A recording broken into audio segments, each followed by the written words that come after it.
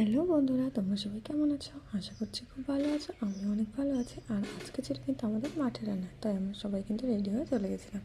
আর এই দেখো, পুরো মাঠে সবাই কিন্তু রান্না করবে আজকে। এই দেখো, এই কিছু কিছু জন রান্না হয়ে গেছে, কিছু রান্না হচ্ছে। সবাই কিন্তু মাঠে উনুন করে হাঁড়ি নিয়ে গেছে, ওখানে সবাই কিন্তু রান্না করে খেতে হবে। আর এই দেখো, আমাদের রান্না হয়ে গেছে। আর এখানে কিন্তু সব কিছু সিদ্ধ ভাত খেতে হয়। তো এখানে ছিল ভাত, তার সাথে আলু মাখা, তারপর বেগুন মাখা, লাউ শাক মাখা, শিম মাখা, টমেটো মাখা, পাকা টমেটো, কাঁচা টমেটো সব আলাদা আলাদা। তো সব রকম মাখা আর ভাত ওখানে আমাদেরকে মাঠে গিয়ে রান্না করে খেতে হয়। তো সবাই মিলে গেছিলাম, অনেক মজা হচ্ছিল। আর এই দেখো, যা দেখাবে তুমি তাই, তুমি যা দেখাবে। তরকারি আছে, তারপরে লাউ ভাতে আছে, বল না কি বলবো বল।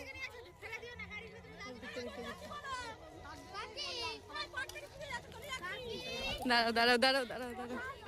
আর রান্না বান্না শেষ হয়ে যাওয়ার পর কিন্তু সবাই খাওয়া দাওয়ার পর এখানে এই যে গাছ আছে, এখানে কিন্তু এটা অ্যাকচুয়াল কিন্তু ঠাকুর মন্দির, যেটা ওখানে মানে আমরা এটাই আমরা মেনে আসছি। তারপরে সবাই কিন্তু এখানে এই যে কাঠ নিয়ে গিয়ে ওখানে মাটিতে খুঁড়ে রান্না করেছিল, সেই কাঠগুলো ওখানে সুন্দর করে জ্বালিয়ে আর ওই আগুন দিয়ে কিন্তু পুজো দিয়ে আর ধূপ ধুনো দিয়ে ধরিয়ে তারপর কিন্তু সবাই বাড়ি আসে। এই দিকে দেখো দাদারা বসেছিল এখানে, আর এদিকে রাগানোর জন্য আমি ফোনটা ভিডিও অন করে আসছে। ওই দেখো পালাচ্ছে, বৌদি দিচ্ছিল জল।